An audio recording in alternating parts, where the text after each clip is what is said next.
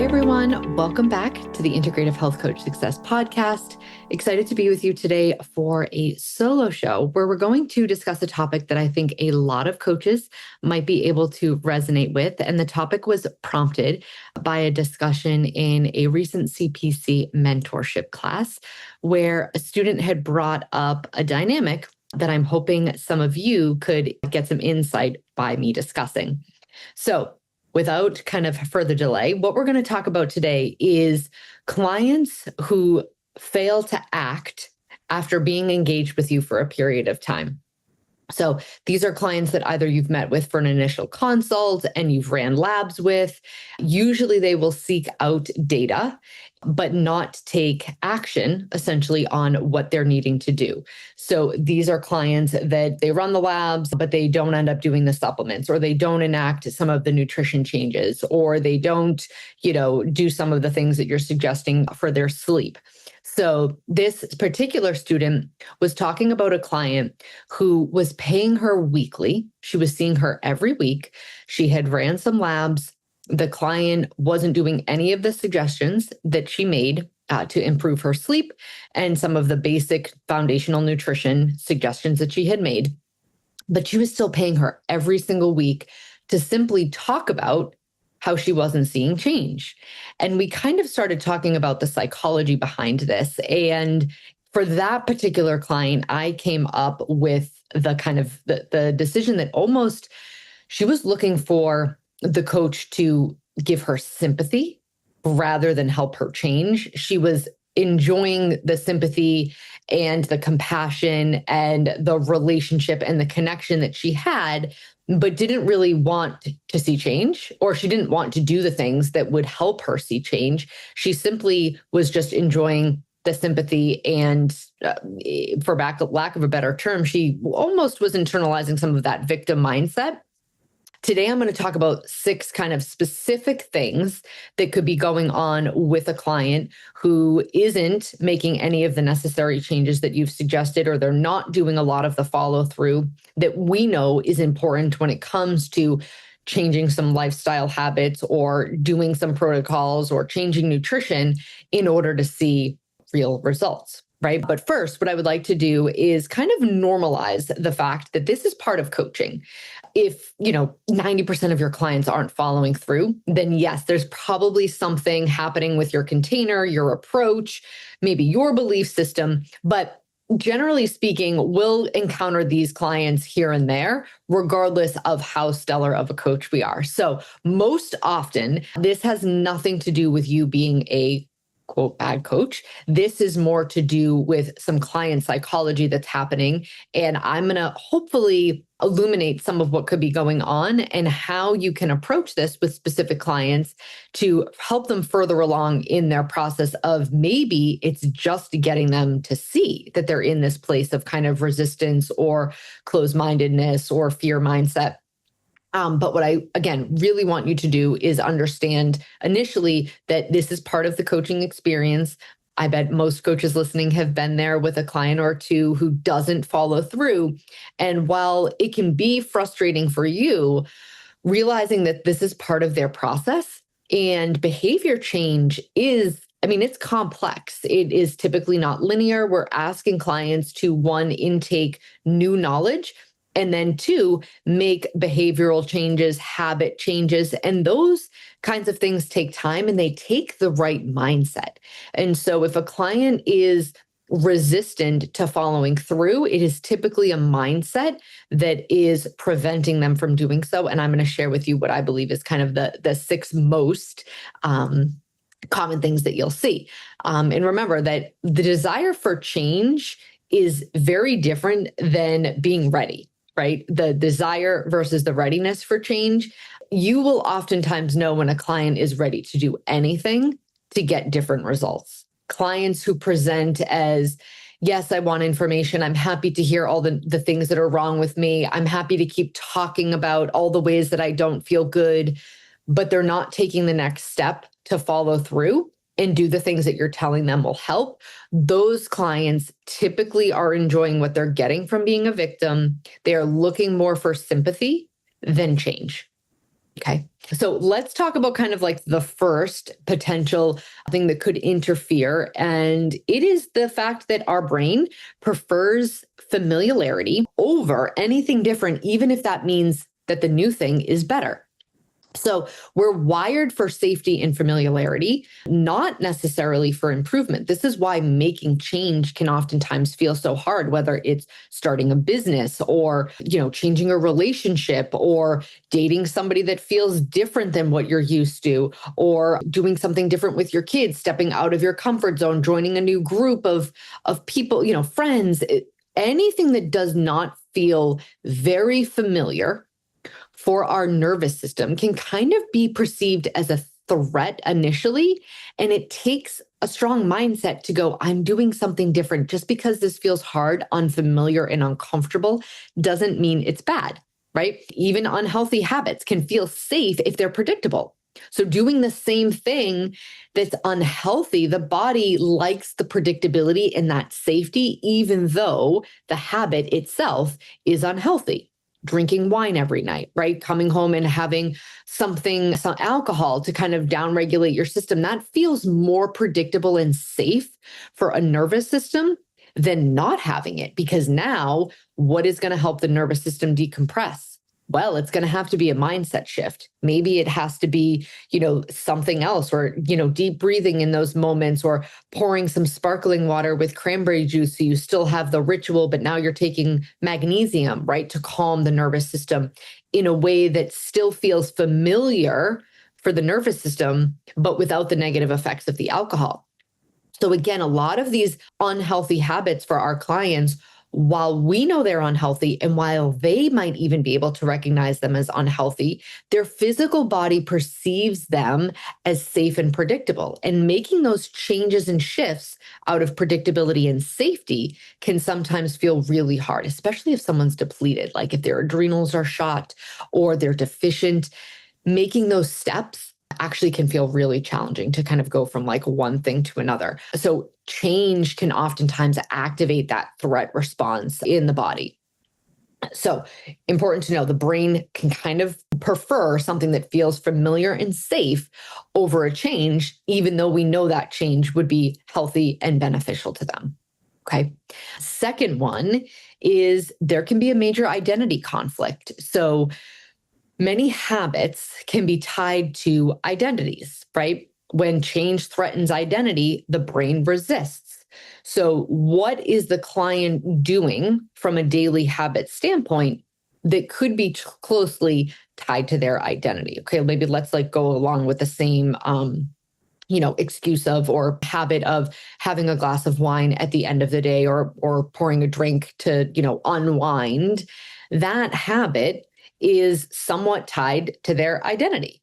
They think that they are the woman, the mom that is part of kind of mommy culture, where having a glass of wine to unwind and talking about it or joking about it with friends is important. Or maybe they have a glass of wine with their spouse. I've always needed a glass of wine, right? Or someone who struggles with maybe overeating. I've always struggled with food choices. That identity, right, that brings someone closer to that habit, identifying with that habit. Maybe it's, I've never been able to work out. I've always been on the slower side or the more sedentary side. Listen for these types of words when you do an initial intake with a client. When you say something like, do you work out? Listen to how they respond. No, I don't, they might say, but they might say something to the effect of, oh, I've never been an athlete. Honestly, never was an athlete as a kid. It was hard for me to kind of start working out as an adult. And, I really prefer to just do gentle yoga. They identified with never being an athlete. You don't need to be an athlete to move your body, right? We know there's lots of ways to move your body in a very healthy way that don't require you to be a collegiate athlete. So listen to how your client talks about themselves when you're asking questions on initial intakes, right? Do you eat healthy? What are your daily food habits? They may throw in, yes, I eat healthy, but growing up, I never liked vegetables, or my mom never cooked vegetables. Listen to ways that their story and their identity conflict could be tied to how hard it might be for them to enact change based on your recommendations. Okay. So that's number two, and an identity conflict. The client's identity doesn't match the behavior, change is going to feel unnatural. So unless they're identifying with someone who is healthy, strong, making good choices, managing their stress and emotions healthy, it's going to be hard for them to make the changes that would align with that person. Okay, number three could be overwhelm and cognitive overload.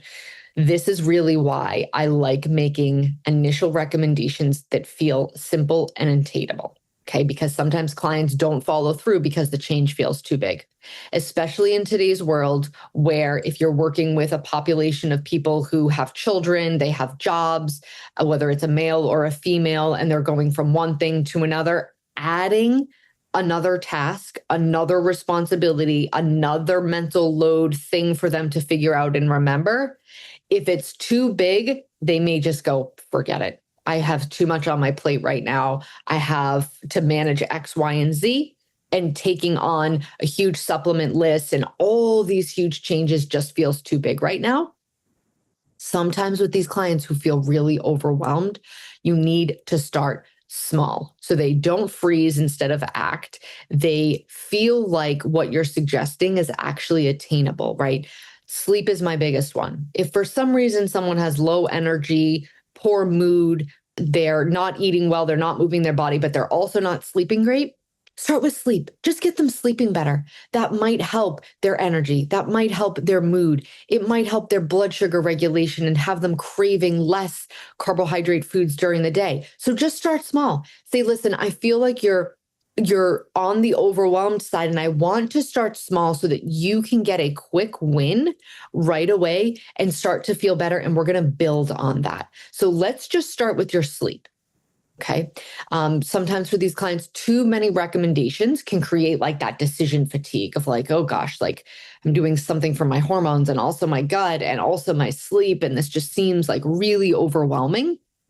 You want to give them motivation to take one single step if you think they're overwhelmed. And oftentimes keeping this client's plan simple is the most beneficial thing that you can do for follow through for them and also for you, right? So again, small actions can create the momentum that a client like this needs to take the next best step, right? You get them sleeping a little bit better. All of a sudden they wake up with a little bit more energy and they don't feel as starving throughout the day. So now their energy is a little bit better. You have them on a really good multivitamin and they feel now they have the capacity to take on one more thing. Okay, now you add in movement because you know they're not doing that enough. But if you never got them from point A to point B, you may not be able to have them see through C, D, E, and F, right? So starting small oftentimes is the most important thing with a client who you think is in the position of overwhelm and cognitive overload. Okay. Number 4 is going to be emotional attachments to habits. Okay.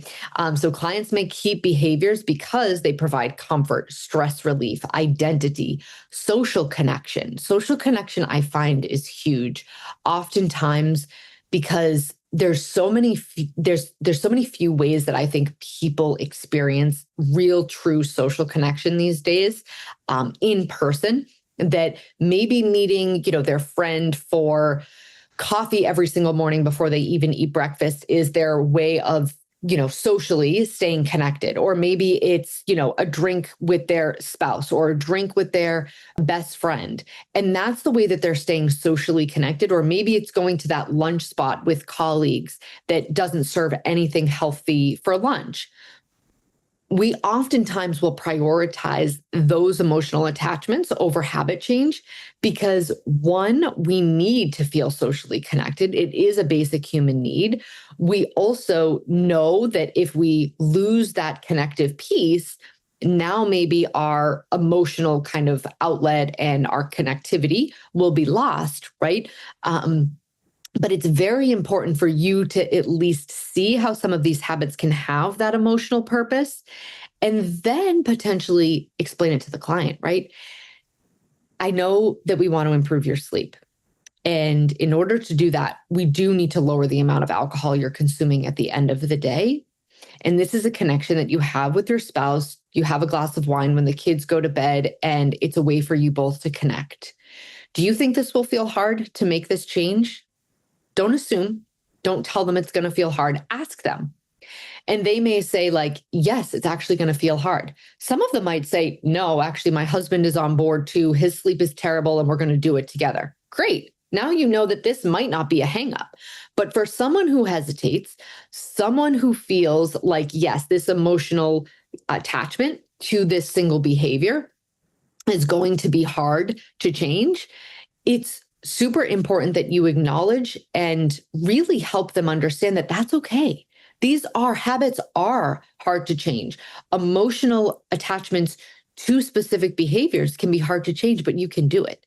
You can absolutely change what you've been doing to become something different. Usually without change, we won't see anything different, right? But if someone is seeking an overall lifestyle change, we have to be something different to become something different. And so say to them, yeah, this is going to probably feel hard. Your husband might want to still have his glass of wine, and you're going to have to find a way to create a big enough why in your body, in your heart, in your mind to pour salsa water and cranberry juice and still relax with your husband, but not have the wine so that your sleep can get better. Because in order for you to have more energy and more patience with your kids, you're going to need to remove that aspect most likely.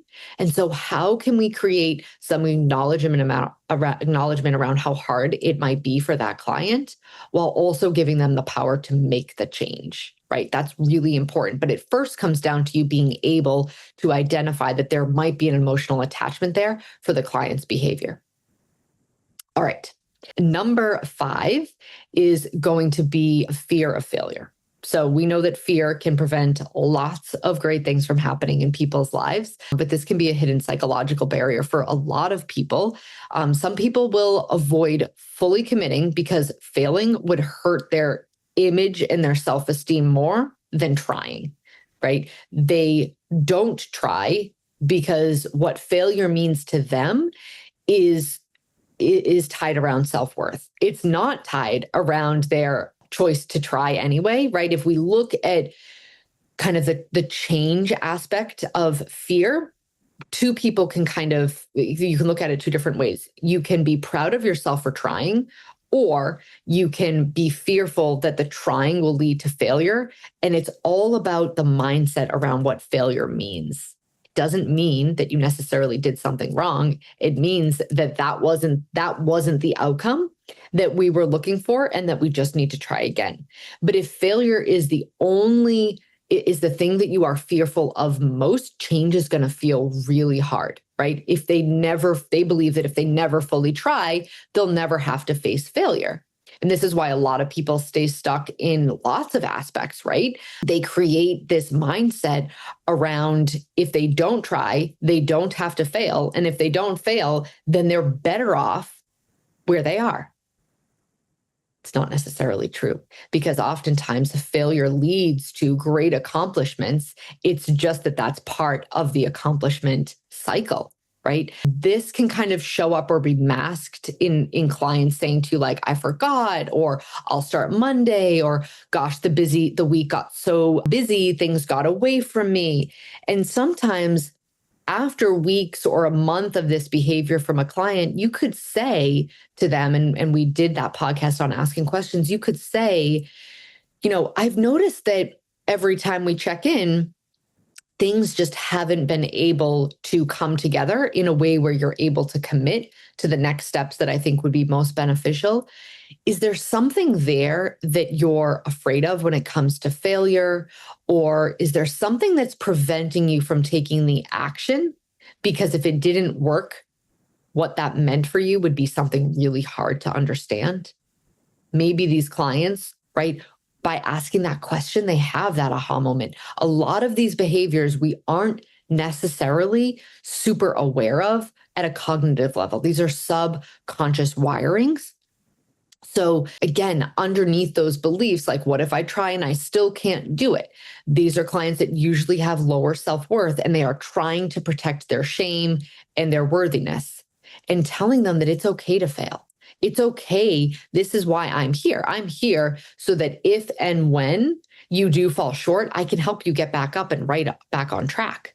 But in order for us to do that, you have to take the first step. Okay. So super important one. The last one here is the lack of true readiness. Not everyone who hires a coach is fully ready. They may be ready for the results, but they might not be ready for the work that it entails. People often see coaching when they feel frustrated, emotional, motivated right in that moment. But motivation can fluctuate. And it's really important, right, that you understand kind of the phases of readiness, right? There's awareness, right, where they think they want to change. There's preparation. Maybe that's when they reach out. But then there's action. If a client's not taking action, they're not ready, right? And so in order for them to get there, they have to get to the point where they are actually ready to put in the work to get the results that they desire.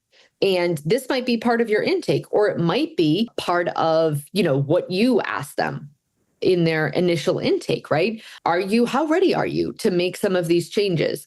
How ready are you to make or enact some of the changes that it would take you to be someone entirely different? It sounds like you are sick and tired of feeling sick and tired.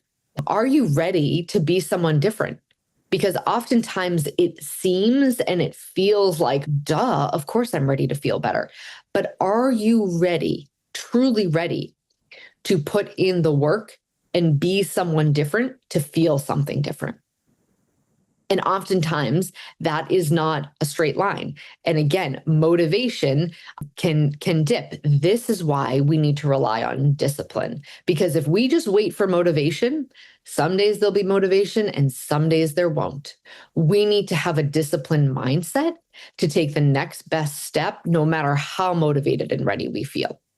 And that is what you want to try to impress upon your clients, is this is going to take some uncomfortable moments of discipline and really conscious choices that are going to create a different outcome for you in the future. I want you not to rely on motivation. I don't want you to rely on that kind of feeling of, yeah, this feels good. Some of this stuff might feel hard. You need to do it anyway, because that's what leads to the satisfaction long term. Okay.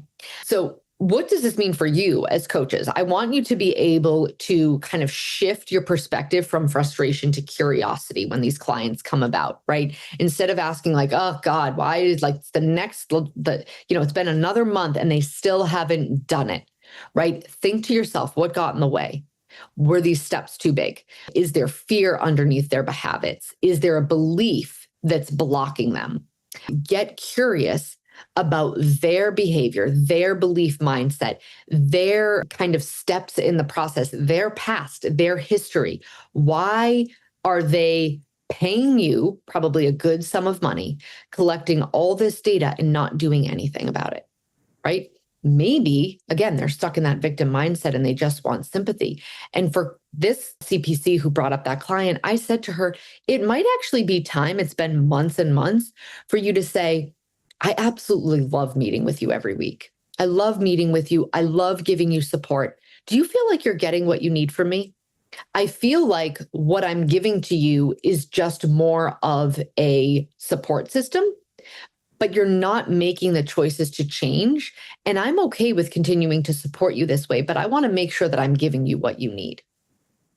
That might be, it's very compassionate, right? But it might be enough to click their awareness on for them to go, oh, yeah, wait a minute. That is really what they're doing. And you have to be, ready for them to say yeah, actually, I need X, Y, and Z, but being able to shift their awareness and get them out of their regular habits of constantly seeking out somebody to just give them sympathy is important. Right? You're doing a big service for them by getting them out of that mindset shift. Some powerful questions that you can ask, and we've kind of gone over these in another episode, but again, what made this difficult to follow through on this past week or this past month? What obstacles came up? What made this feel easier? What would make this feel easier, right? Not that it's your job to make it feel easy, but it's your job to potentially bring out the thought pattern that is preventing this from feeling like something this client can access. The big difference. You are not making it easy for them. It is not your job to do this for them. But if you want to be an effective coach, sometimes tapping into the client's habits and mindset allows you to shift their behavior and their awareness around what they've always done, which has gotten them what they've always gotten, right? If the number is low, right? So you say on a scale of 1 to 10, how ready are you for this change? And they say like a 2, what would move it 1 point higher for you? What would it need to be if it was a 4? What would need to happen for it to be a 4? Again, you are getting them to think about their psychological beliefs around success and change and habits and health and wellness, right? So super important information that I think, again, is really important for you to understand as a coach so that you don't get frustrated with the process when clients are kind of in this position, right? Your job as a coach isn't to force change. It never is. It never will be. It never should be. Your role is to guide, support, and help clients to become more aware of what's getting in their way, because there's a lot of information out there. Now with AI and Google, clients can easily access what they should do, what they should eat. Why is a coach important? Because AI and Google cannot support a client to become more aware of what's getting in their way. They can't hold a space for them, okay, to say, how can I support you in this place where this feels really hard? I think this is a mindset shift that has prevented you from taking the next step and creating a more healthy lifestyle for a long time. I want to be able to support you in this process, and I want to be able to help you slowly shift your self-worth to a place where you can see where this is all really important and available for you. AI can't do that, right? Behavior change is messy, imperfect, and human. And sometimes the biggest breakthroughs happen after a long time or several weeks and months of resistance. So if you have a client who's been in a resisted state, you can give them a few weeks. You notice that it's happening. They may not, because they're doing the same thing they've always done. And then after a few weeks and after a few months, you can say, it seems like you have so much resistance to taking the next steps that I've suggested. I feel like they'll be so beneficial to the change seem like you are so desperately seeking. What is getting in the way? What belief system do we have to challenge in order to get you from where you are now to where you want to be, where I believe you can go? Remember, you are letting a client borrow your hope and your belief before they can believe it themselves in some instances. A lot of clients come to us knowing and believing what they deserve, and they just haven't had the information that they needed, right? Those are easy dream clients. The ones that can kind of sometimes feel harder are the ones that need some of this support underneath. They're the ones that we kind of scratch our head and go, oh, I did what I did with the last 4 clients and they did it and they felt great. How come she's not doing it? Right? This episode should be, I hope, incredibly helpful for that. So thanks for being here for another episode of the Integrative Health Coach Success Podcast. I hope this was helpful. I look forward to being back with you all for another solo show. Talk to you soon.